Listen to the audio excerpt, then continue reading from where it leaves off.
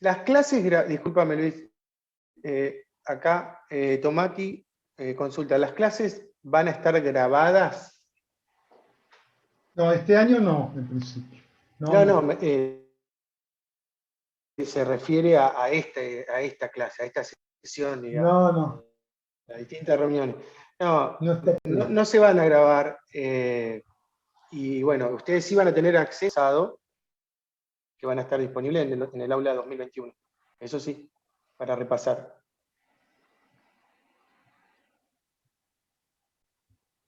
Bueno, a ver, les voy a decir cuál es la bibliografía que les recomendamos, que necesitamos que vayan a leer.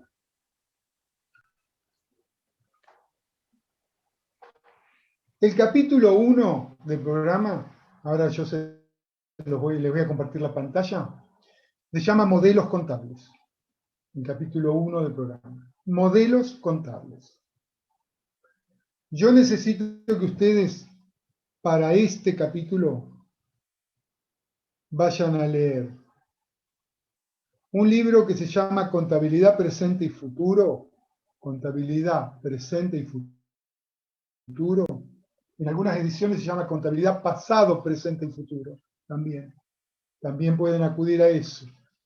Contabilidad Pasado, Presente y Futuro, o Contabilidad Presente y Futuro, que es un libro de Palen Acuña y otros autores.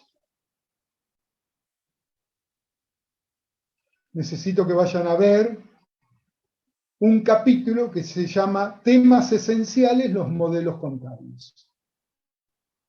El capítulo 2, creo que es, bueno, por lo menos de la edición que yo tengo acá a mano,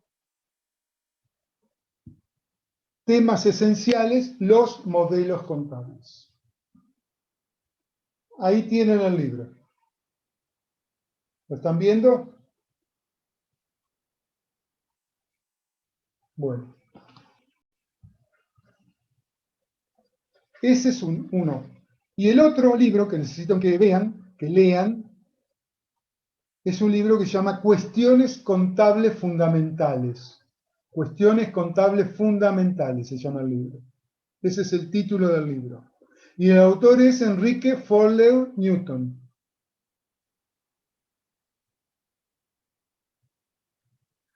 En la cuarta edición, que es la que tengo acá a mano, necesito que vayan a ver lo que tiene que ver con modelos contables. Este es el libro, Cuestiones Contables Fundamentales, de Enrique Fowler Newton.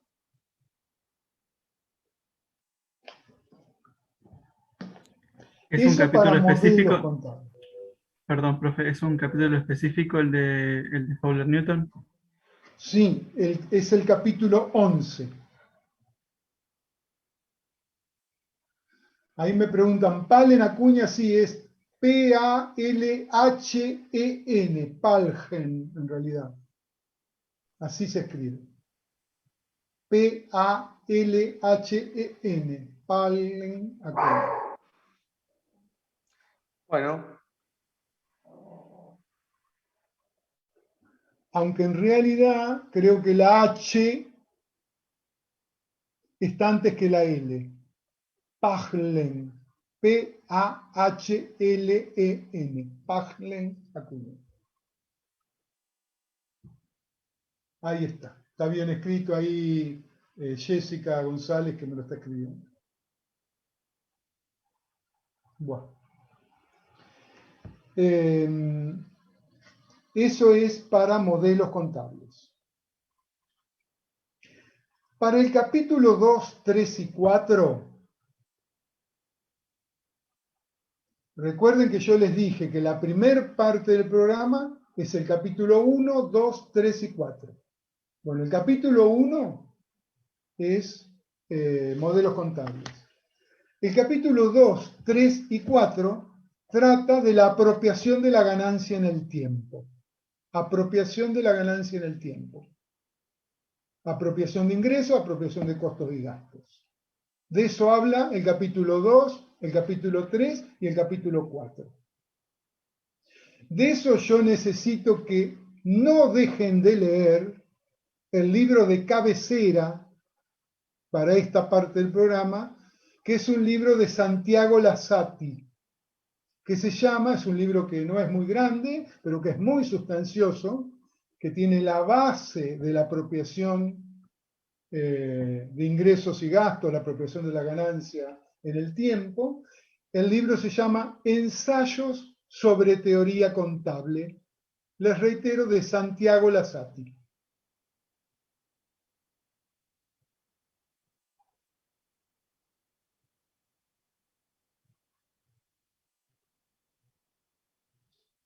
El mismo tema para estos capítulos 2, 3 y 4 también lo pueden ir a leer complementariamente al libro Cuestiones Contables Fundamentales, el que les dije recién,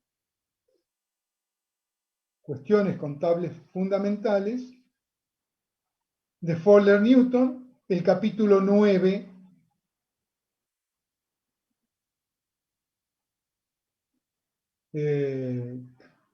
que es de la misma edición que les dije, de la cuarta edición. Fíjense si en otra edición por ahí pudo haber cambiado el capítulo, pero el capítulo se llama Reconocimiento y medición de variaciones patrimoniales.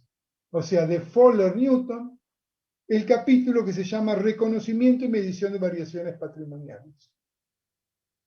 Y el libro es Cuestiones Contables Fundamentales, el mismo que les dije para el capítulo 1. A ver, ahí me están diciendo cómo se escribe Santiago Lasati. Lasati, L-A-Z-Z-A-T-I. Lasati.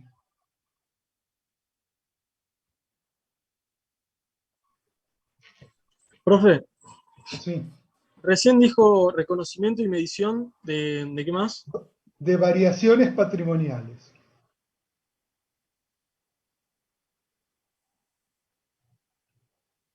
Gracias. ¿Está? Bueno, y el otro libro al cual pueden ir a leer también sobre el capítulo 2, 3 y 4 es el libro Contabilidad Superior de Fowler Newton también. Pero es otro libro de Fowler Newton, Contabilidad Superior. En la quinta edición es el capítulo 13. En la quinta edición es el capítulo 13. No sé en las otras ediciones, pero el capítulo se llama Ingresos en general. Ingresos en general.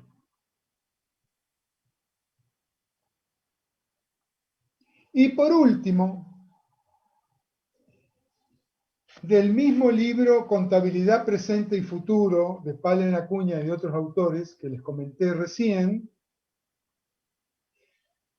para completar también los capítulos 2, 3 y 4 del programa, necesito que vayan a leer el capítulo que se llama Contingencias.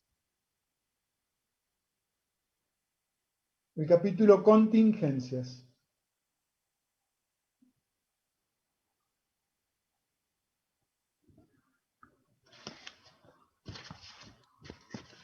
El alumno Arroyo está presente, Luis, 101-079-8. Sí. ¿Sí? A ver, te digo.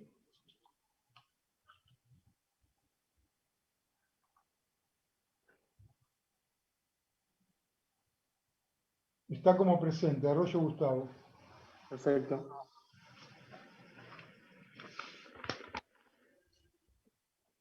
Bueno.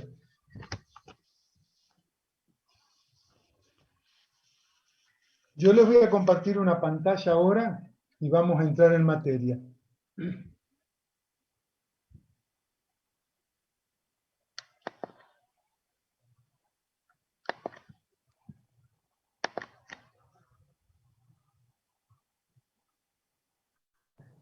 están Profe, viendo? profe, ¿Sí? hay un alumno que se quedó sin internet, salió y ahora no puede volver a ingresar. Dice que está en sala de espera, que es Debe ser Arroyo. Arroyo. Sí, Arroyo Justamente Leonel. Justamente yo recién lo admití, previo preguntar si ya había dado el presente. Ah, bien. Perdón, yo recién está leí dentro, un Rosy. mensaje.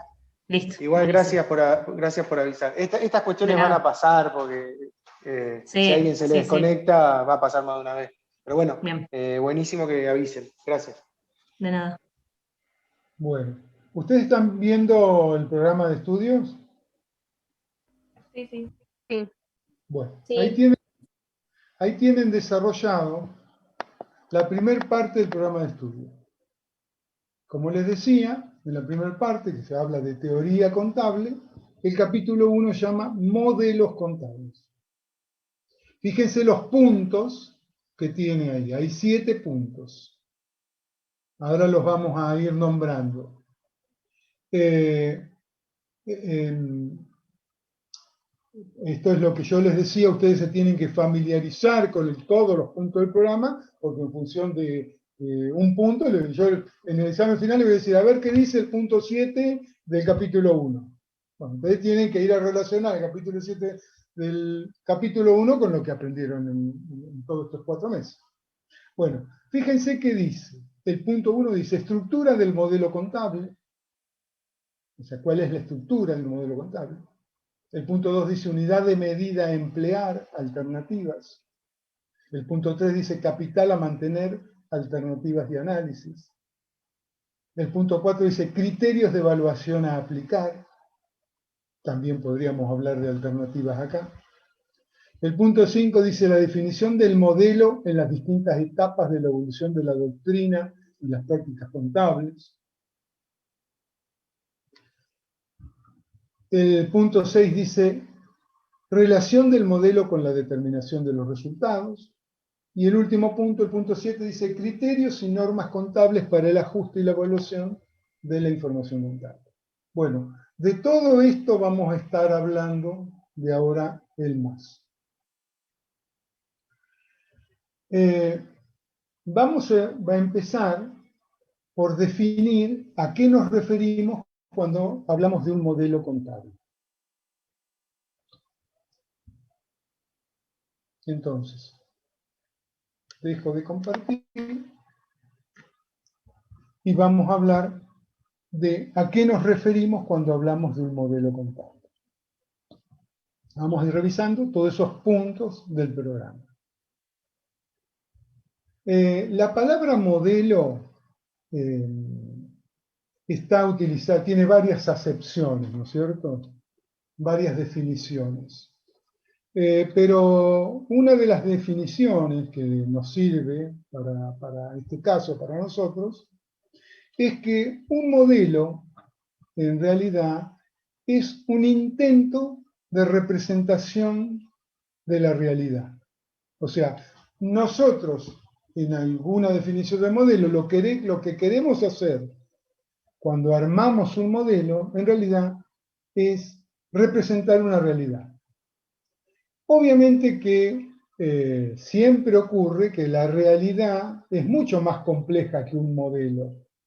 Un modelo lo que hace es simplifica la realidad, toma las variables más importantes de la misma, de manera que podamos reconocer la realidad, podamos estudiarla y podamos saber cómo esa realidad se ha ido gestando y cuáles son las posibilidades hacia dónde puede decantar, hacia dónde puede evolucionar esa realidad.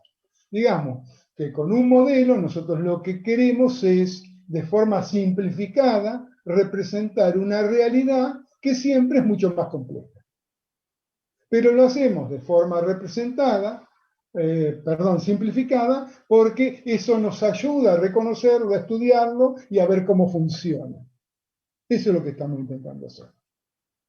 ¿Está claro lo que les digo? ¿Hay alguna duda? Bueno, sigo entonces.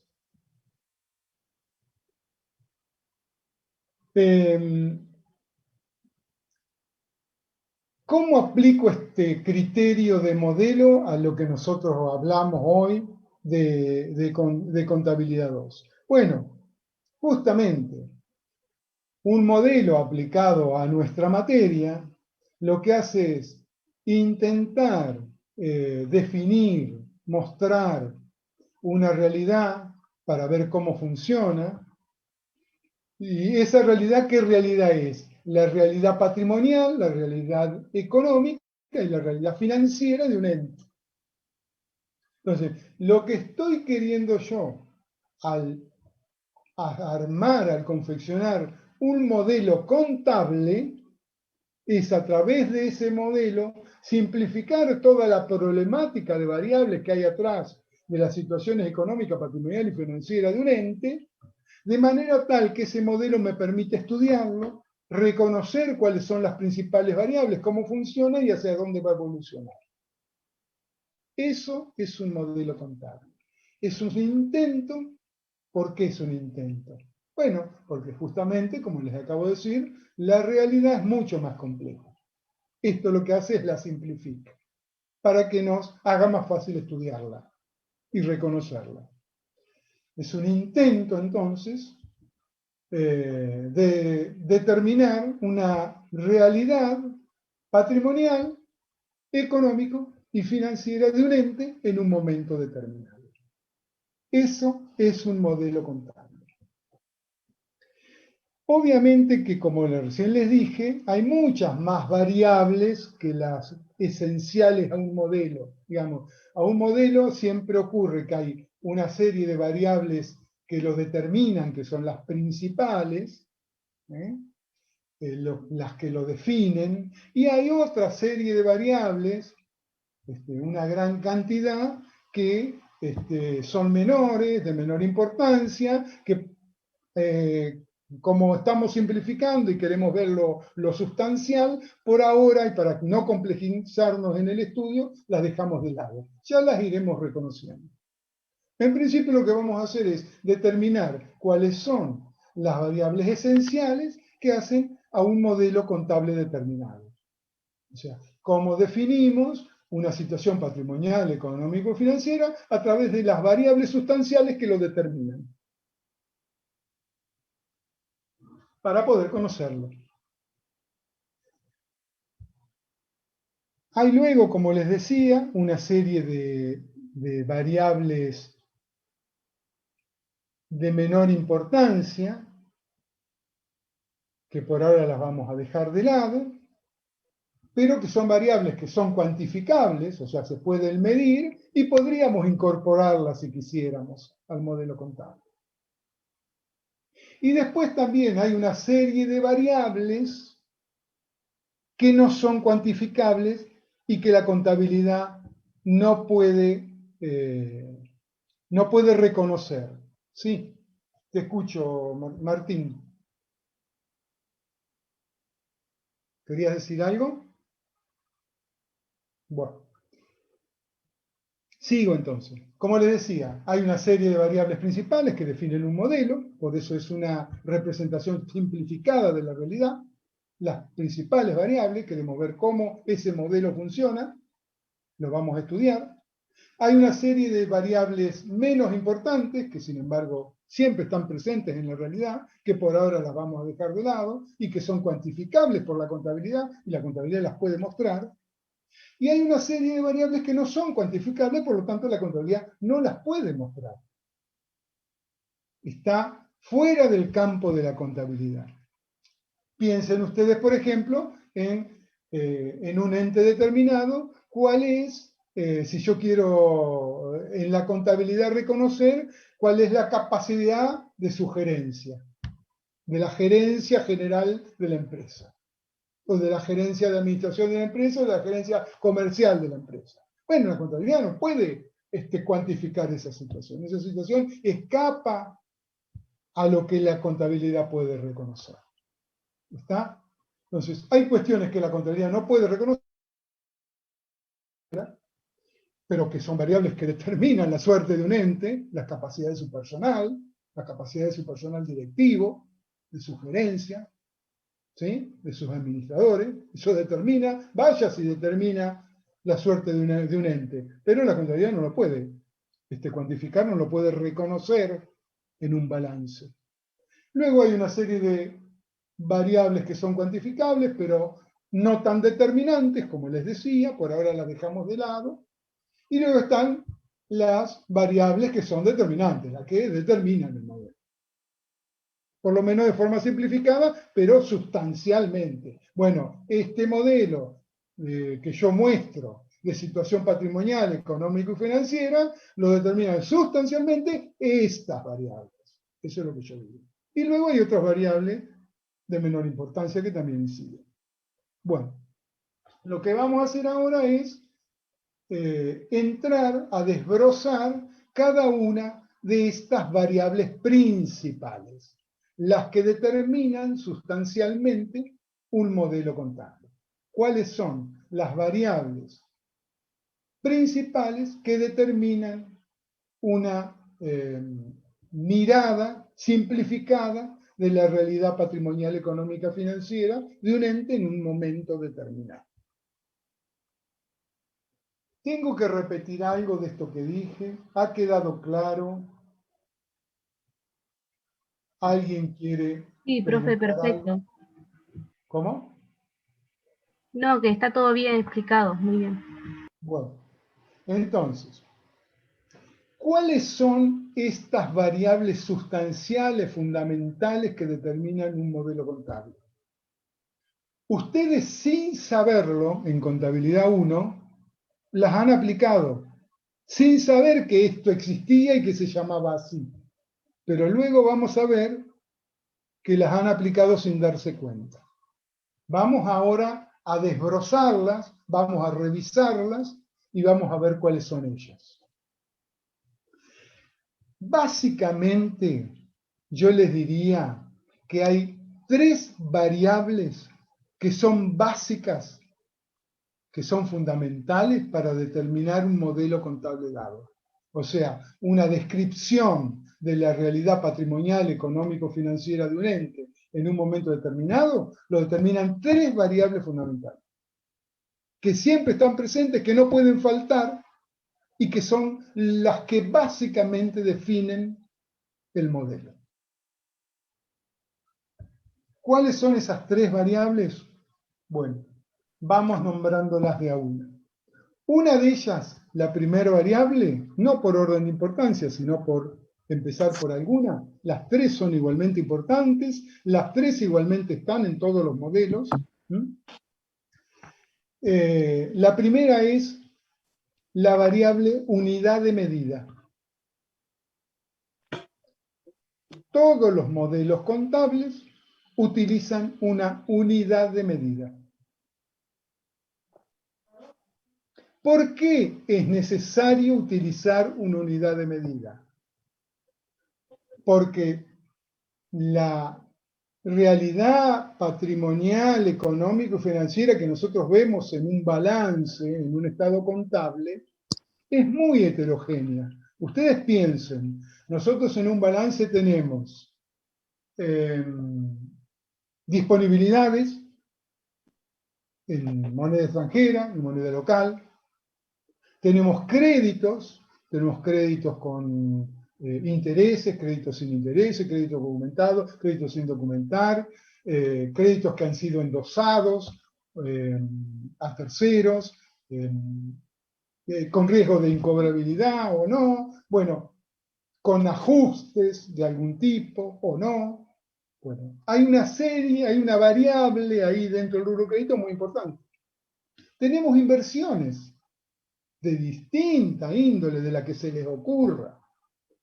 Desde las criptomonedas que están de moda ahora, hasta un depósito a plazo fijo en un banco, o un fondo común de inversión, o un título de deuda de un Estado soberano.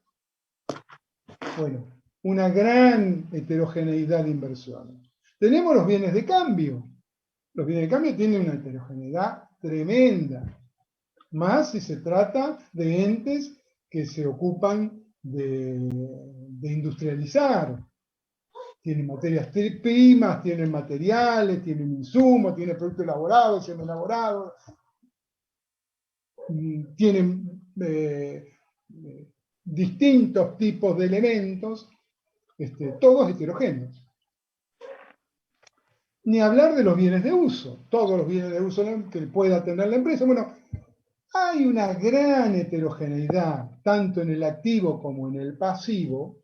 En el pasivo también podemos tener distintos tipos de financiación ajena, de distintos índole y con distintas características. Todo ello es muy heterogéneo.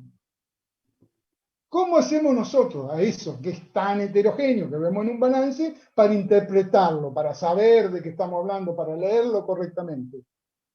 Bueno, lo convertimos todos a algo homogéneo, que es una unidad de medida. Normalmente, en los países, la unidad de medida es el peso, la moneda en circulación en el país. O sea, nosotros en el balance vemos tantos pesos de disponibilidades, tantos pesos de crédito, tantos pesos de inversiones, tantos pesos de bienes de cambio, tanto de bienes de uso, tanto de pasivo. En realidad, ahí atrás hay una heterogeneidad tremenda, pero hay algún elemento que nos permite todo eso interpretarlo de alguna manera, inteligible para nosotros. ¿Está claro entonces? Bueno. Entonces, una variable que siempre está en cualquier modelo contable es la unidad de medida. ¿Por qué es necesaria la unidad de medida? Por lo que acabamos de decir. Reduce toda la heterogeneidad a algo homogéneo y entendible. Con respecto a la unidad de medida, ¿a qué unidad de medida debiéramos utilizar? Hay dos posturas absolutamente opuestas. Una postura interpreta que la unidad de medida son los pesos, en el caso de Argentina, la moneda corriente de circulación del país. Y que esa debe ser la unidad de medida que nosotros debemos utilizar para medir el estado contable, para hacerlos homogéneos. Hay otra corriente absolutamente opuesta a lo que acabamos de decir, que piensa que cuando en un país la moneda no es un patrón estable de valor, sino que sufre variaciones, esas variaciones deben ser receptadas por el sistema contable. El sistema contable las tiene que leer, las tiene que incorporar, y habría que trabajar con una unidad de medida que sea homogénea a lo largo del tiempo. Digamos, para aclarar lo que les acabo de decir. La primera postura dice, si hay inflación, o sea, una pérdida en el poder adquisitivo de la moneda, o hay deflación, al revés, la moneda se revaloriza a lo largo de un periodo de tiempo, las dos cosas, que hacen que la moneda no sea un patrón estable de valor. Digamos, la moneda, ¿saben qué es? Como unidad de medida, es como un litro o como un metro. A ustedes no se les ocurriría que un litro no es siempre un litro, o que un metro no mide siempre un metro. ¿Está claro? Es un patrón estable de valor, contra el cual ustedes pueden comparar. Yo comparo un metro, lo pongo contra algún objeto y sé cuánto mide. Bueno, esto es lo que hace la moneda. La función de la moneda es... La función de la moneda... la moneda tiene tres funciones. Es moneda de cuenta, se llama que es una moneda de cuenta porque es la moneda en la cual se hacen las anotaciones, se hacen las cuentas. ¿Sí? Sirve como moneda de cambio porque facilita el intercambio. Si no, tendríamos que estar haciendo trueques. ¿Sí? Es una moneda de cuenta, es una moneda de cambio y es una reserva de valor. Cuando yo pienso en ahorrar, no voy a ahorrar en elementos, en cosas. Normalmente, en un país racional, no sería el caso de Argentina, pero en un país racional, nosotros ahorramos en moneda local, en moneda del país. ¿Está? Bueno, esas son tres características que tendría que tener la moneda. Ser un patrón de medida estable a lo largo de un tiempo. Que su valor no cambie en el tiempo. Entonces, vos, hay Luis, una lo que postura querés decir, Luis, lo que querés decir es que eso no se cumple acá con la moneda. O sea que Claro, 100 pesos de hace 5 años no tienen la misma capacidad de compra que 100 pesos de hoy, digamos. exactamente. Entonces, lo que les quería decir es, la primera postura dentro de unidad de medida sería, bueno, a mí no me importa que la unidad de medida no sea estable a lo largo del tiempo, que 100 pesos de hoy no tengan la misma capacidad de compra, el mismo poder adquisitivo que 100 pesos de hace 6 meses atrás. Yo utilizo la moneda del país para hacer mis estados contables, para determinar mi situación patrimonial, económica y financiera. No importa si la unidad de medida cambió, porque hubo inflación o porque hubo deflación. No la tengo en cuenta. Hago como el avestruz, la cabeza la escondo, no digo que no pasó nada y utilizo la unidad de medida como si fuera un patrón estable, como si fuera un litro, como si fuera un metro. ¿Está claro? Otra postura distinta a esta es decir, no, un momento, mal estoy representando la situación patrimonial, económica y financiera si la estoy representando a través de una unidad de medida que cambió a lo largo del tiempo. Y si hubo inflación, digamos que perdió poder adquisitivo, perdió capacidad de compra a lo largo del tiempo. Entonces estoy determinando mal la situación patrimonial, económica y financiera. Debiera tener en cuenta esta situación. Debiera receptar este problema que tiene la unidad de medida, resolverlo de alguna manera para presentar correctamente la situación patrimonial, económica y financiera. Son dos posturas opuestas. ¿Está? Dentro de la primer variable fundamental para determinar un modelo contable, que es la unidad de medida. ¿Qué unidad de medida utilizo? La moneda de curso legal en el país, aunque tenga variaciones a lo largo del periodo de tiempo y no sea una medida estable, o utilizo la moneda del país, con circulación en el país, pero corregida por las variaciones que a lo largo de un periodo de tiempo pudo haber tenido. Si opto la primera, digo que trabajo con moneda heterogénea. Heterogénea. ¿Por qué estoy diciendo que trabajo con moneda heterogénea? Porque es una moneda que no es estable, es distinta en distintos periodos de tiempo. Tiene distinto poder adquisitivo en distintos periodos.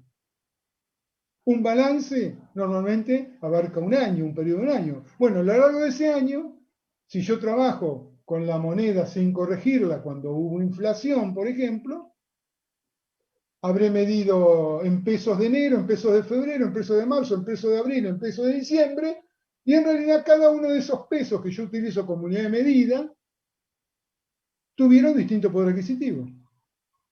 Es como si estuviera midiendo con un metro que se me va achicando. Más vale que voy a medir mal. La otra postura es decir, no, un momentito. Si hubo inflación, la moneda de curso legal perdió poder adquisitivo, lo que yo tengo que hacer es de alguna manera al sistema de información de la empresa, que es la contabilidad, ponerle esa problemática dentro, corregir esa situación y mostrar los estados contables, la situación patrimonial, económica y financiera, en moneda estable. Tengo que corregir de alguna manera esto. Son dos propuestas obviamente opuestas. ¿Está hasta acá? Sí, profe, ¿Alguna yo tengo pregunta? una pregunta. Sí. Con respecto a la segunda opción, que sería como la más viable, la manera de corregirla es dolarizarla, adjuntar la inflación anteriormente. ¿Cómo se corrige? ¿Cómo sería una moneda corregida? A ver, vos viste, te contesto, pero no quiero adelantarme. Pero te contesto lo que me preguntaste. Viste que yo te dije que el programa tiene 3 partes. La segunda parte habla de este problema en particular, cómo se corrige. Y ahora te contesto lo que me preguntaste. No, La ley establece que los estados contables del país deben presentarse en moneda de curso legal del país. Vos podrías hacer, si vos fueras una subsidiaria de una empresa extranjera en el país, a efectos internos, para reportes internos, para información interna, vos podrías pasar a dólares, si quisieras, la información para mandarla a tu casa matriz. Pero para presentar tus estados contables a terceros, ¿sí?, vos tenés que confeccionarlos en moneda local. Entonces lo que tenés que hacer es corregir la moneda local. ¿Está? ¿Contesta tu pregunta? Sí. Perfecto. ¿Alguna otra pregunta?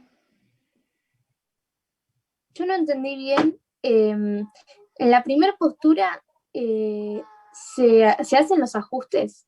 ¿O no? Eso no entendí. ¿En No, ambas se hacen los ajustes? En la primera postura habíamos dicho, usamos la moneda de curso legal como si fuera un patrón estable de valor, como si no perdiera valor cuando hay inflación. En realidad estamos trabajando en una moneda que es heterogénea, que no tiene el mismo valor en distintos periodos de tiempo. Si hay inflación, cada vez tiene menos valor. Pero nosotros dimos de cuenta como que no cambió nada. Ah, bien. Bien. Pues yo le decía, escondemos la cabeza como la avestruz abajo de la tierra y no pasó nada. Esta es mi unidad de medida. Y la segunda dice, no, un momentito. Estamos midiendo mal. El metro se nos está achicando. Bueno, vamos a corregir esta situación. En esta segunda postura... Discúlpame, Luis. Como resumen de lo que está diciendo el profesor, siempre que a ustedes les solicite un enunciado, bueno, estén resolviendo algún ejercicio, en donde, como parámetro de unidad de medida, les indique que tienen que utilizar moneda heterogénea, ustedes tienen que hacer de cuenta que no hay inflación. Exactamente así es. ¿Está bien? Por más que exista la inflación, ustedes tienen que hacer de cuenta que la moneda es un patrón estable de valor. Eso es siempre que un modelo se confeccione con unidad de medida heterogénea.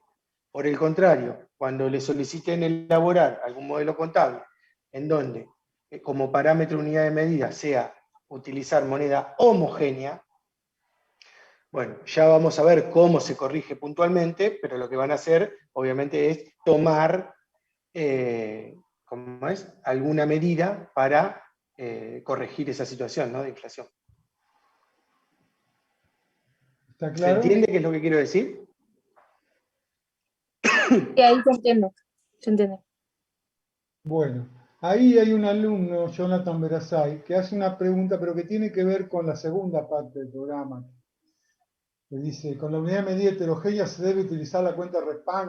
Bueno, son cuestiones de la segunda parte del programa. Yo lo que necesito que ustedes ahora entiendan es esto que estamos hablando. De todas formas te contesto, Jonathan, la cuenta REPAN es una cuenta que surge cuando haces ajuste por inflación. O sea que si trabajás con moneda homogénea, hay REPAN. REPAN es los resultados por los cambios en el poder adquisitivo de la moneda. Es una cuenta que después veremos cómo funciona. No nos adelantemos. Si trabajamos con moneda heterogénea, obviamente no hay resultados por inflación, porque hacemos de cuenta que la inflación no existe, aunque haya. Entonces, como les decía Juan Manuel recién, si trabajamos con un modelo de moneda heterogénea, trabajamos con la unidad de medida como si no hubiera inflación. La ignoramos, aunque haya eventualmente inflación. Si trabajamos con moneda homogénea, lo que estamos haciendo es haciendo homogénea la moneda, como que si fuera un metro, que siempre tiene un metro, hay que corregirla, y ahí va a contener el problema de la inflación adentro y lo va a corregir. Y eso es trabajar con moneda homogénea, con un patrón estable de valor a lo largo de un periodo de tiempo. ¿Está?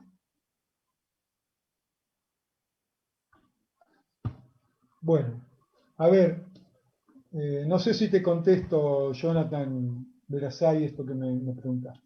Supongo que sí. Bueno, ahí me está contestando. Bueno, a ver, como para contradecirme un poco de lo que les dije, les había dicho de hacer 2 breaks. Son 18:15, estoy viendo. Seguimos y nos hemos demorado mucho. Vamos a hacer una cosa, seguimos media hora más, si a ustedes les parece. Dejamos 10 minutos antes. Y lo que vamos a hacer es, el jueves, que es la clase de práctica, normalmente, siempre no es que pase ahora, sino que también en la era presencial pasa, el primer jueves yo lo utilizo para terminar de redondear todo el tema de modelos contables, para que ustedes después puedan verlo con la contadora Garinani y con Karina en el trabajo práctico. O sea, vamos a utilizar hoy, vamos a utilizar el jueves vamos a terminar de, incluso yo les voy a dar con 3 números, les voy a compartir una pantalla para que veamos esto en la práctica, vamos a poner un cable a tierra, a ver cómo funciona.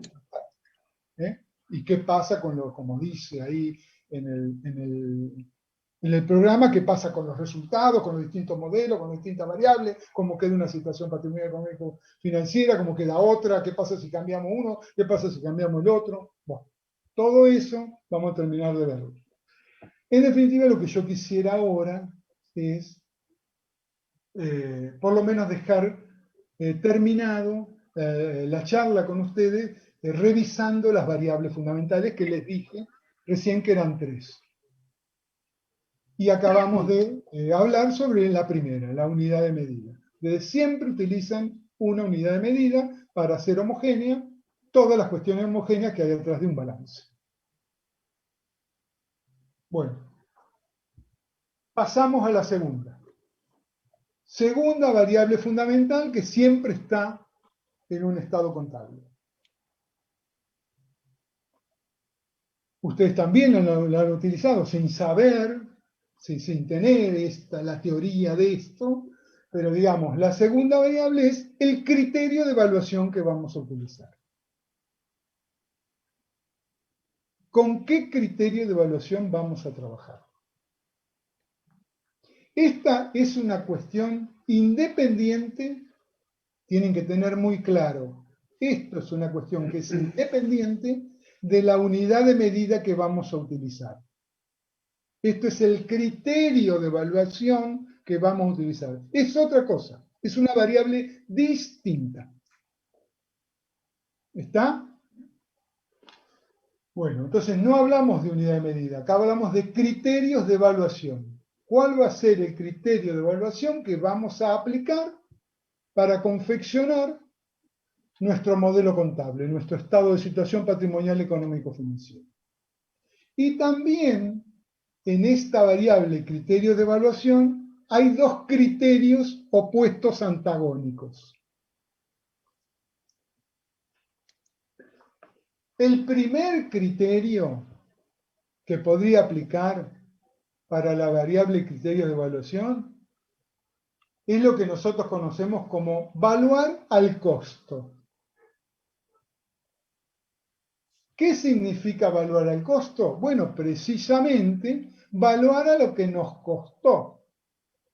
Después veremos más adelante cómo definimos qué nos costó algo. Pero en principio es dejar valuado el estado de situación patrimonial económico y financiero conforme a lo que nos costó en un momento determinado. Yo les pongo este ejemplo.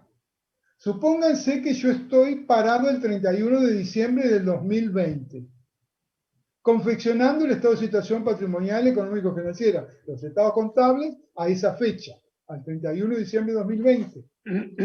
Y yo tengo bienes de cambio que compré para intercambiar y que los compré en el mes de mayo y que los incorporé en el mes de mayo a lo que me costó comprarlos. Después redondearé el concepto de costo, pero en principio, a lo que me costó. Me costó 100 comprarlo. Si yo aplico como criterio de evaluación al 31 de diciembre, cuando confecciono mi balance, el criterio de costo, lo que voy a decir en el balance es que los bienes de cambio valen 100, valen lo que me costó. ¿Está?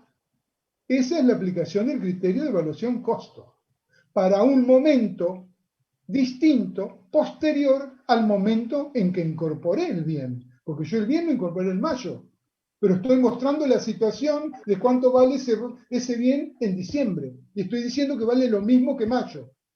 ¿Por qué? Porque estoy atado al criterio de costo. Estoy utilizando como criterio de evaluación lo que me costó. Y lo que me costó es buscar a Mayo. Esa es una postura. Una postura distinta, antagónica y opuesta a ese razonamiento sería decir, no, un momentito. El 31 de diciembre del 2020, yo tengo los bienes de cambio que incorporé en mayo, pero por las razones que fueren, que no tienen que ver con la inflación. Vamos a suponer que no hay inflación. Es un país en el cual no hay inflación. Por las razones de mercado que fueren, porque los bienes cambian de valor. Piensen ustedes lo que valía una licencia Zuna hace 3 años atrás y lo que vale hoy. O lo que vale la empresa Zuna hace 3 años y lo que vale hoy. Todos los bienes cambian de valor permanentemente. Nosotros comparamos valores de bienes distintos en distintos momentos, eso se llama cambio relativo en el valor de los bienes. Los bienes cambian su valor respecto de otros bienes. Por cuestiones de mercado, de moda, de tecnología, por lo que sea. Los bienes están cambiando de valor. Aunque no haya inflación. ¿Está? Entonces, yo puedo tener una postura en la que estoy parado el 31 de diciembre de 2020 y decir, no, un momentito. El criterio de evaluación al costo me dice que eso en el mes de mayo me costó 100 pesos. Pero me voy a fijar cuánto me costaría el bien hoy, el momento en que estoy midiendo, el momento en que estoy confeccionando mi estado de situación patrimonial, económico y financiero, el momento en que estoy armando el balance, y hoy me costaría 110. Entonces, hay una postura, hoy me costaría 90. Hay una postura, vamos a revisar primero la de 110, después vamos a hacer algún comentario respecto de la de 90. Hay una postura que me dice, no, espera un momentito, no vamos a aplicar el criterio de evaluación al costo y nos vamos a quedar atados a lo que nos costó en mayo. Vamos a aplicar un criterio distinto que podríamos llamar el criterio de valor corriente. ¿Qué es el criterio de valor corriente? Bueno, el valor corriente, el momento del valor hoy, el momento que estoy haciendo la medición, el momento del 31 de diciembre de 2020 que estoy cerrando mi estado contable. Bueno, ¿y cuál es el valor corriente, el valor hoy? Y bueno, 110 es distinto al valor viejo al que me había costado. Bueno, entonces yo tengo que aplicar el valor hoy. Si yo estoy mostrando la situación patrimonial, económico-financiera de hoy, no del mes de mayo. ¿Está claro? ¿Alguna duda? No. Entonces, con relación al criterio de evaluación, que es la variable que estamos analizando ahora, hay dos posibilidades. Entonces, como les dije, aplicar criterio de evaluación al costo, quedarme atado a lo que me costó, sin modificarlo, aunque el valor de los bienes a lo largo del tiempo cambie. Y la otra sería aplicar el criterio de valor corriente, que es opuesto al criterio de costo. Valor corriente es lo que me cuesta hoy, lo que me costaría comprarlo hoy. Son dos criterios distintos. Y me van a dar dos mediciones distintas, obviamente. ¿Está hasta acá? Yo les había dicho que había 3 variables fundamentales.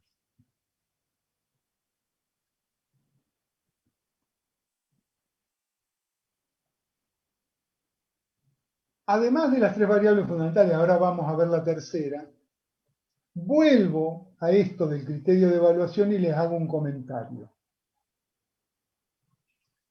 Algunos autores, como en el libro de Padre Acuña, lo dan también como una variable fundamental. Nosotros, pero bueno, no viene a cuento si creemos que es subsidiario o fundamental. Lo van a encontrar en el libro de Padre Acuña, pero les hago la referencia ahora.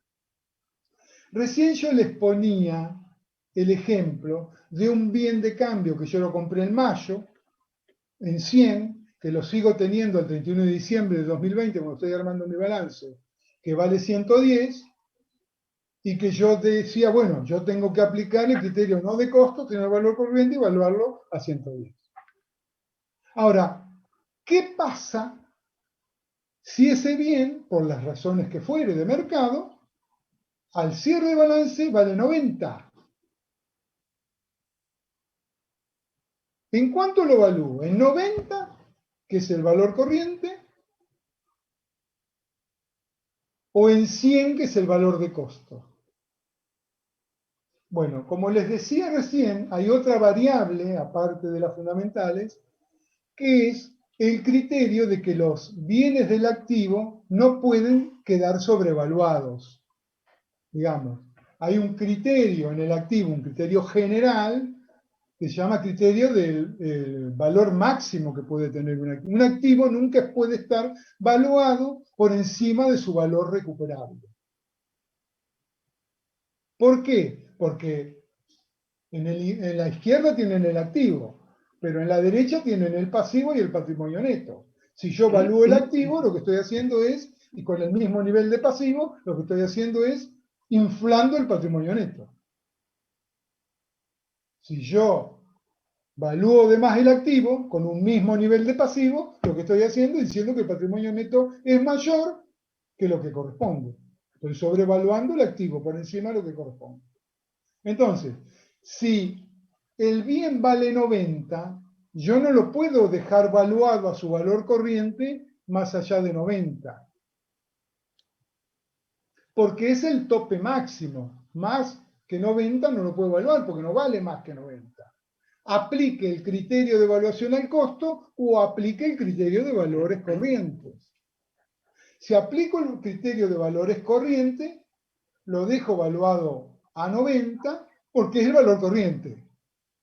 Y si aplico el criterio de valor al costo, también lo dejo valuado a 90, pero no porque aplique el criterio de valor corriente, sino porque aplico el de costo, que es 100, pero cuando aplico el de costo me doy cuenta que está sobrevaluado. Entonces, no, pero no puede estar sobrevaluado. Entonces tengo que bajar a el valor máximo de evaluación, que es 90.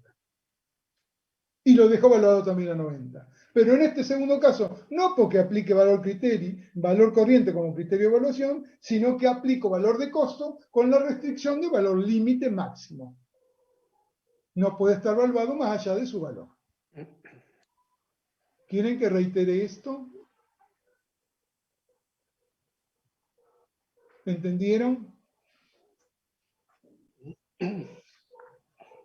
O sea, para redondear esto mismo que vos estás diciendo, si estoy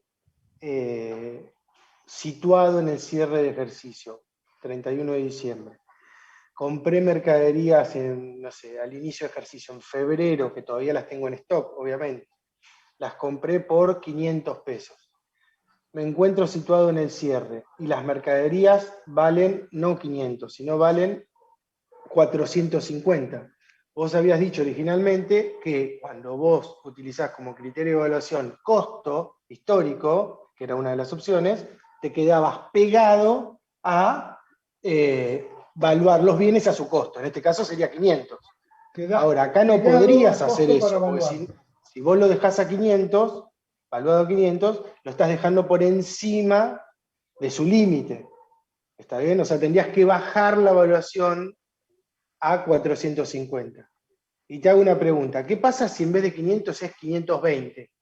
No, si es 520 y evalúa costo, me quedo en costo. Bueno, por eso, ahí quería llegar. O sea, en un modelo de costo... Porque no está por encima del valor. Bueno, por eso, y ahí viene la conclusión. No está por encima. En un modelo que utilice como criterio de evaluación costo histórico, y esto, chicos, es muy importante, solo se van a admitir, ¿está bien?, a lo que llamamos nosotros resultados por tenencia negativos, nunca positivos. O sea, resultado por tenencia es el resultado que se da mientras mantenemos los bienes, por eso se llama por tenencia, mientras los tenemos. Entonces, si da la situación, que en el estado de situación patrimonial, del bien que compramos en 500, como dice Juan Manuel, vale 4.50, nosotros lo tenemos que evaluar a su valor límite, 4.50.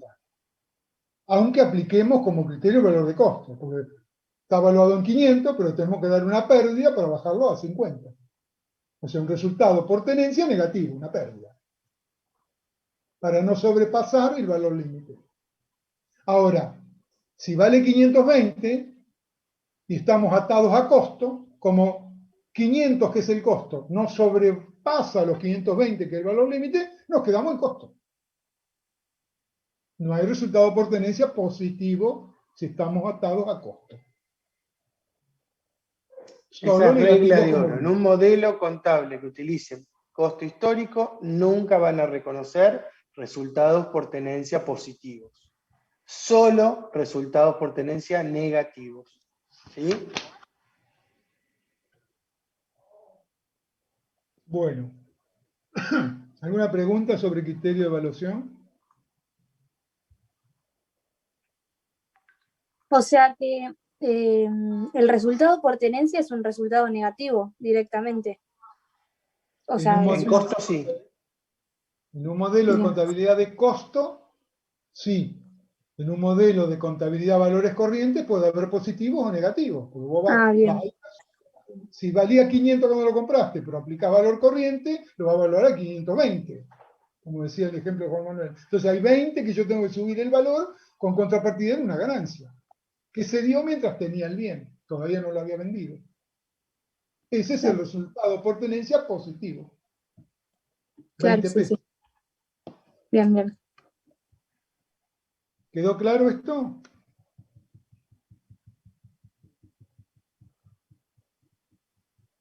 No, profe, espere, porque recién dijo que utilizando el primer criterio, o sea, el histórico, no se reconocía resultado por tenencia positivo.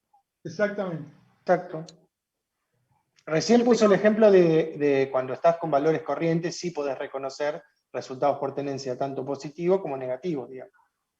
Listo, gracias. No, eso, como les dije recién, regla de oro, criterio de evaluación, costo histórico o valores históricos, nunca, bajo ningún punto de vista, pueden reconocer un resultado por tenencia positivo. Solamente negativo por aplicar el límite que tienen todos los activos. ¿Sí? En cambio, en valores corrientes, puede haber tanto positivos como negativos. Gracias. No, como regalo les contamos una pregunta de examen. En el examen nosotros a veces les preguntamos, dígame, en un modelo de costo, de criterio de evaluación a costo, ¿puede haber resultados por tenencia? Muchas veces la respuesta es no. En un modelo de costo no puede haber resultados por tenencia. O están pensando en subir el valor del costo a valor corriente. Sí, o en que están atados al valor de incorporación de la mercadería. Y en realidad sí puede haber resultados por tenencia, pero solo negativos. ¿Por qué? Porque evalué a costo, pero apliqué como criterio de valor límite el valor de mercado, el valor corriente, el valor de hoy.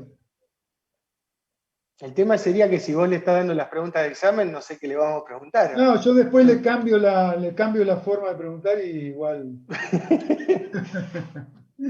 Bueno, Profe, pero disculpe, entonces ese criterio del activo, ¿cómo se llama? ¿Criterio de valor límite o de costo máximo? No, miren. Otra cosa, ustedes no tienen que confundir, por eso yo les dije que era una variable subsidiaria, por eso les dije que no era principal. Ustedes no tienen que confundir lo que es un criterio de evaluación, que es una medida básica e inicial, con la aplicación de valores límites. Porque la secuencia es así. Yo primero aplico un criterio de evaluación, primero evalúo. Y después en algún momento me fijo si ese valor está por encima de un valor máximo que es el valor límite, que es el valor recuperable del bien. Pero primero aplico un criterio de evaluación. ¿Está? Entonces, acá estamos hablando de aplicar criterio de evaluación, costo o corriente.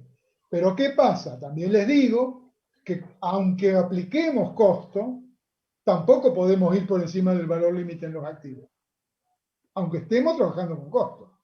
Porque si el valor límite está por encima, o sea, el valor recuperable del bien, perdón, está por debajo, costo dice 500 y yo puedo tener que recuperar el bien 480, digamos que yo no lo puedo evaluar más allá de 480, porque estaría sobrevaluando por mantener el costo.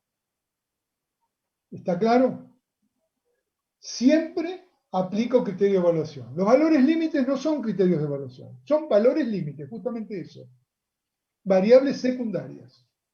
La principal es cuál es el criterio de evaluación que aplicamos. Vos lo dijiste en la explicación, pero bueno, ahora después de esto último que agregaste, por ahí viene bien. Cuando vos estás elaborando un modelo contable con criterio de evaluación costo, volvamos al ejemplo que en febrero salía 500 pesos la mercadería y así la incorporé al patrimonio. Y me encuentro en diciembre midiendo. Y ahora la mercadería vale 450, recién acabamos de decir que por aplicación del límite que tienen los activos, yo por más que la mercadería me haya costado 500 y yo esté me haya quedado pegado a trabajar con valores de incorporación al patrimonio, o sea, aún así, yo no puedo dejar la mercadería valuada en 500, sino que tengo que retroceder mediante un resultado por tenencia negativo, 50 pesos para dejarla en 450. Aún, esto resumí lo que hablamos recién. Ahora, aún así, una de las preguntas que uno podría hacerse sería la siguiente. Bueno, pero si entonces lo dejé expresado en 450 pesos a la mercadería, entonces apliqué valores corrientes. Esa sería una deducción o una simplificación. Bueno, no, la respuesta es terminantemente no. Ustedes aplicaron, como dice Luis, costo. ¿A qué valor llegaron? A 500, valor de incorporación al patrimonio. Un segundo antes de cerrar la cuestión, verifican que el activo no esté por encima de su límite. Y cuando eso sucede, ahí sí, por aplicación de un criterio, retroceden en la evaluación. Pero eso no quiere decir que ustedes trabajaron con valor corriente, ¿sí? ¿Está la diferencia? ¿Es claro esto? Sí, sí. Ustedes no aplicaron como criterio de evaluación, el ejemplo que les daba Juan Manuel recién, el criterio para evaluar valor corriente. Aplicaron costo. Pero después resultó que también tuvieron que compararlo con el valor límite. Ese es otro problema. En la práctica con Karina, cuando estén trabajando con modelos de costo histórico, lo van a ver, Karina normalmente les menciona la regla de costo mercado el menor, digamos. Esa es la regla que aplica eso. ¿Está bien? Bueno.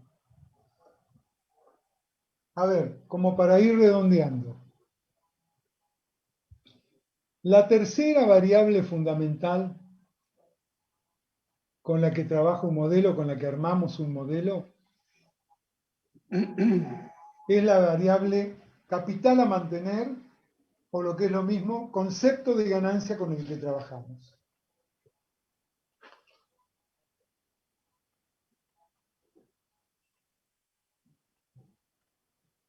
Capital a mantener, o lo que es lo mismo, concepto de ganancia con el que trabajamos.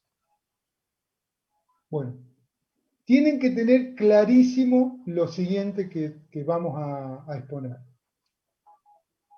¿Por qué decimos que es lo mismo capital a mantener que concepto de ganancia con el que trabajamos? Miren, cuando ustedes ven de frente un balance, a la izquierda ven el activo y a la derecha ven la financiación ajena, el pasivo, y la financiación propia, el patrimonio neto. En el medio hay una igualdad que dice que activo es igual a pasivo más patrimonio neto. Y si hacemos un pasaje de término, podemos decir que activo menos pasivo es igual a patrimonio neto. Patrimonio neto se llama así, patrimonio neto, justamente porque es un neto, es una diferencia, es un residuo. Es la diferencia entre el activo y el pasivo. ¿Está? ¿Está hasta acá? Bueno. Nosotros podemos ver el balance de frente, entonces, como que la parte izquierda, el activo, es la inversión. Y la parte derecha, el pasivo y el patrimonio neto, es con qué se financia esa inversión. ¿Con capital ajeno o con capital propio? ¿Está? Como decíamos recién, la ecuación patrimonial básica nos dice que el activo menos el pasivo es igual al patrimonio neto. O de otra manera, que el patrimonio neto es la diferencia entre activos y pasivos. Esa diferencia, supónganse que yo tenga 100 de activos y 50 de pasivos. Para cumplir con la ecuación patrimonial básica, tengo que tener 50 de patrimonio neto. Cuando yo, dentro del patrimonio neto, grábense esto, solo hay dos cosas, hay dos cajones, no hay más que dos cajones. Son dos cajones distintos que no se pueden mezclar. Dos cajones distintos que no se pueden mezclar. Se llamen como se llaman. Un cajón es el cajón del capital y todo lo que es asimilable a capital. Se llame como se llame. Y el otro cajón distinto que no lo podemos mezclar con el capital son los resultados. Se llamen como se llaman. Se llame resultado no asignado, ajuste de resultados de ejercicios anteriores, se llame reserva legal, reserva facultativa, resultado no asignado, se llamen como se llamen, son resultados. Y del lado del capital, el otro cajón, se llame como se llame, capital suscrito, aporte irrevocable, prima de emisión, se llame como se llame, es capital o asimilable a capital. Entonces, tienen que tener clarísimo que en el patrimonio neto solo hay dos cajones, el cajón del capital y asimilables al capital, y el cajón de los resultados y asimilables al resultado.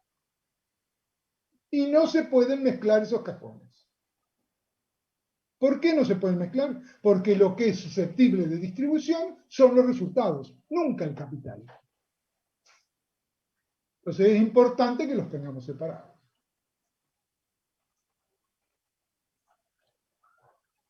¿Está hasta acá? Bueno, vuelvo al ejemplo que les daba. Supónganse que en el activo, en la inversión, en la parte izquierda tengo 100, y en el pasivo me financio con 50 de capital ajeno. Obviamente que por ecuación patrimonial básica, eso me dice que 100 menos 50, tengo 50 de patrimonio neto, de diferencia. La financiación propia. Ahora, dado un nivel de patrimonio neto, en este caso del ejemplo 50, a un nivel dado de patrimonio neto, 50 en el ejemplo, si yo defino el capital, automáticamente estoy definiendo los resultados. Porque si yo de los 50 les digo que 20 son capital, ¿qué les estoy diciendo? Bueno, 30 son resultados. ¿Está claro? Entonces, a un nivel dado de valor del patrimonio neto, en este caso 50, al definir el capital, automáticamente yo definí cuáles son los resultados. Por eso ahí, en esta variable, dice, ¿cuál es el capital a mantener que tengo que definir como variable? Porque al decir cuál es el capital que yo tengo que mantener o quiero mantener, automáticamente estoy diciendo cuál es el nivel de la ganancia, cuáles son los resultados. Porque una cosa es el complemento de la otra a un nivel dado de patrimonio neto. ¿Está claro lo que les digo? Sí, profe. Esto lo veríamos en el estado de situación patrimonial, ¿no? Exactamente. En la ecuación contable básica. Sí, sí, sí. Gracias. Bueno, entonces, tienen que saber eso. Cuando yo defino el capital, automáticamente estoy definiendo el nivel de los resultados, la ganancia o la pérdida. Bueno, entonces, con respecto a esta variable, que yo les dije que esta variable se llama ¿cuál es el capital a mantener? O con qué criterio para determinar resultados o ganancia voy a trabajar, también hay dos posiciones opuestas antagónicas. De nuevo, igual que en las otras dos variables.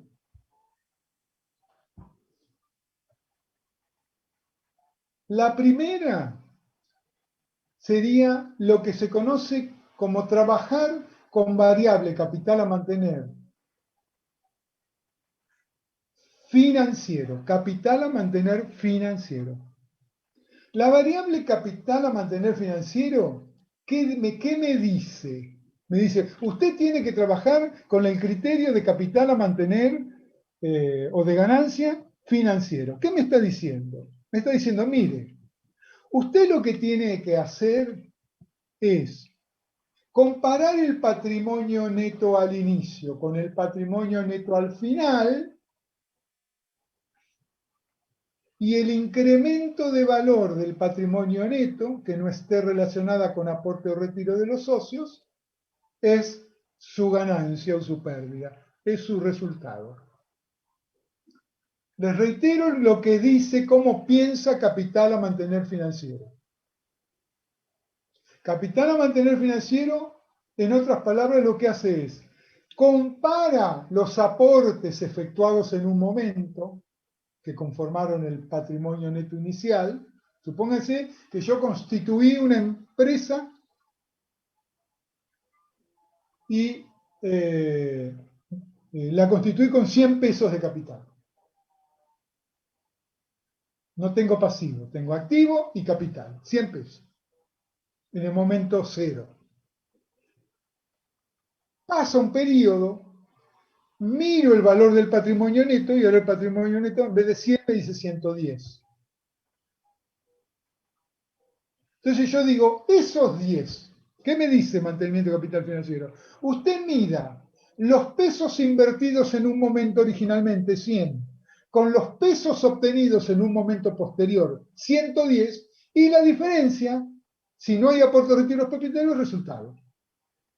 Eso me está diciendo. ¿Por qué? Por dos cosas. Porque, primero, porque reconoce que el patrimonio neto, como les decía recién, tiene dos cajones y cambia solo por dos cosas. El patrimonio neto cambia porque hay aportes o retiros de los socios o porque hay resultados positivos o negativos. ¿Sí? Ahora, si yo anulo como variante de cambio, como vertiente de cambio el capital, no hay aportes ni hay retiros, lo dejo en cero, toda la diferencia de patrimonio neto, ¿dónde va a ir? A los resultados. Entonces me dice, mantenimiento de capital financiero, mire, usted compare los pesos invertidos con los pesos obtenidos en un momento posterior y neto de los aportes y retiros de los socios, vamos a suponer que son cero, que no hubo, bueno, compare y la diferencia es el resultado.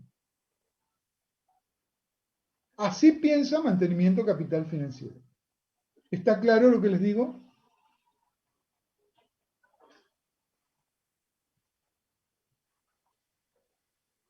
Sí, profe.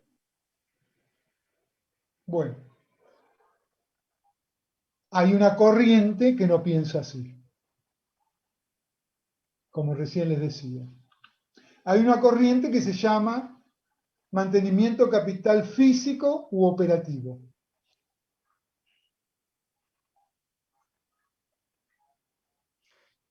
Que no mide pesos invertidos en un momento versus pesos obtenidos en un momento posterior, sino que se fija en qué, el ente mantenga la misma capacidad operativa al cierre del periodo que al inicio. Y todo lo que excede la capacidad operativa, eso es ganancia. De forma que en este criterio no estamos midiendo pesos versus pesos. Estamos midiendo cuál era la capacidad operativa de la empresa en un inicio, comparada a cuál era el valor en pesos de la capacidad operativa de la empresa al cierre. Todo el exceso de capacidad operativa de la empresa, la posibilidad de generar beneficios, que exceda del cierre al inicio, eso se va a computar como resultado. O sea que este sistema de determinación de capital a mantener, en realidad lo que hace es, se mete adentro de en qué invirtió el ente, en qué, con esos pesos que originalmente aportaron los socios, en qué elementos, en qué bienes los invirtió para obtener cierta capacidad operativa. Si esa capacidad operativa al cierre se mantuvo, no tuvo ni ganancia ni pérdida. Si la capacidad operativa aumentó, todo el exceso de capacidad operativa del cierre respecto del inicio, eso sí es ganancia. Mide, digamos que es como que la tejeduría mide su ganancia en telas o la bodega en vinos. O sea, bueno, ¿en qué invertí? Invertí en esto. ¿Cuál era la capacidad de generación de litros de vino que yo tenía al inicio? Tanto. Y la capacidad del cierre, tanto. Bueno, todo el exceso del cierre en la posibilidad de fabricar vinos respecto al inicio es ganancia. Pero tengo que ver en qué está invertido. ¿Cuál es la mezcla de bienes que hacen mi capacidad operativa? A ver, en el ejemplo que recién les decía, supónganse que yo invertí 100 pesos y compré bienes de cambio. ¿Sí? Con esos bienes de cambio los vendí y obtuve 110 pesos. Con el criterio de mantenimiento de capital financiero, yo mido pesos invertidos al inicio versus pesos obtenidos al final, 100 contra 110, y digo la ganancia es 10. Si no hubo aporte y retiro de los socios. ¿Está? Ahora, si yo pienso como capital físico u operativo, le doy una vuelta de tuerca más a este razonamiento y digo, no, un momentito. Yo invertí 100 en elementos del activo para tener una capacidad operativa dada, que era comprar estos bienes de cambio. Yo quiero mantener la capacidad operativa para volver a generar la ganancia en los futuros ejercicios. Con lo cual yo tengo que poder volver a comprar los mismos bienes de cambio para generar la misma ganancia. Entonces, si al cierre del ejercicio, al inicio tenía 100, al cierre los bienes de cambio tienen un valor de 100, perdón, el valor del patrimonio al cierre 110, en capital financiero yo decía, bueno, 10 pesos son ganancias, peso versus peso, 100 versus 110. Y acá vamos a suponer que los bienes de cambio, por las razones que fuere, cambiaron de valor y ahora valen 105 al cierre.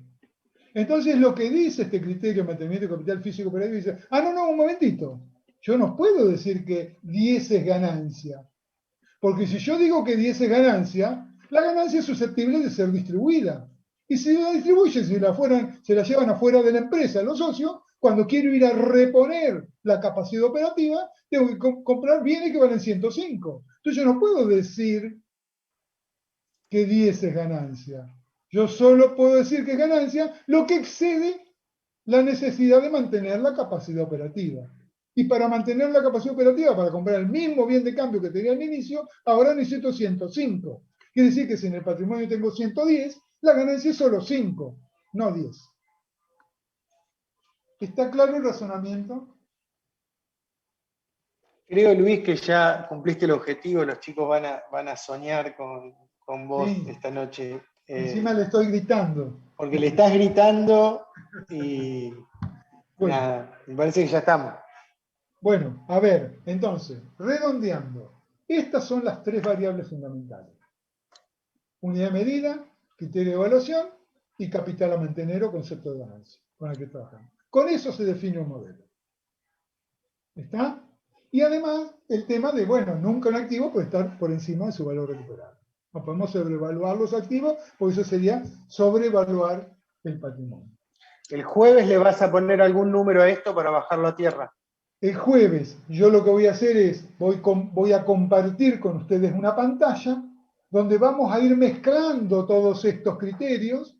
Vamos a poner alguno de unidad de medida, que lo vamos a cambiar con otro de criterio de evaluación, con otro de capital a mantener, y vamos viendo cómo evolucionan las distintas situaciones, o sea, las distintas representaciones de la realidad que es el modelo contable.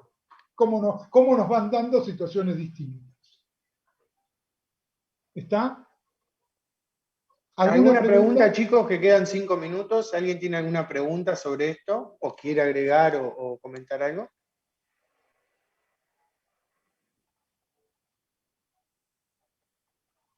¿Alguien quiere manifestar?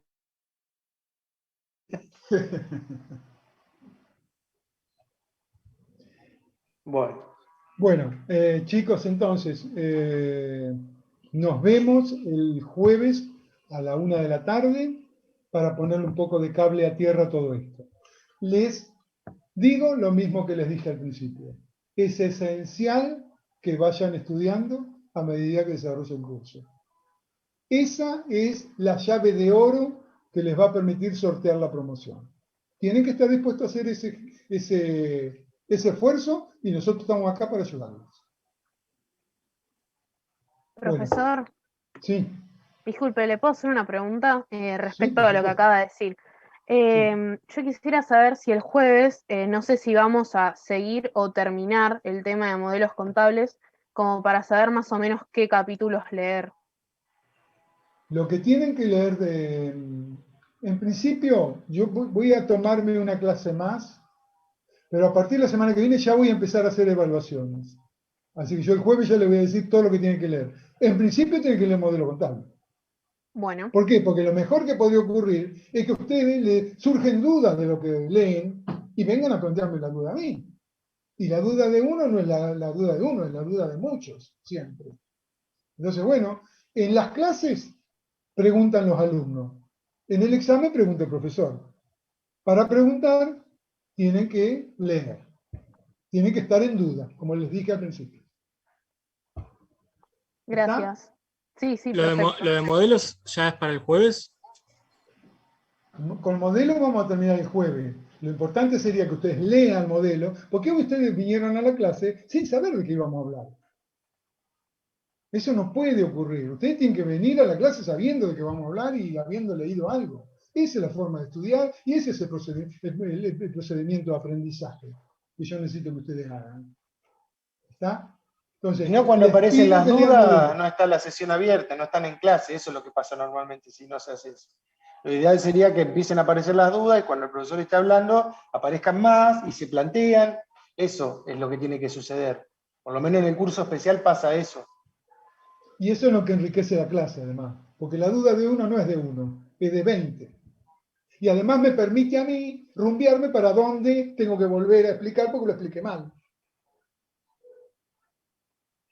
Bueno, y 58, tenemos que dejar la sesión, Luis. Les doy 2 minutos de changüí y los veo el jueves que viene. Muchas gracias. Bueno, Gracias, nos quedamos chao, nosotros un gracias. minuto. Nos quedamos Luis un minuto. Gracias. Chao, Nos vemos, gracias. profe. Chao, suerte, Chao. chicos.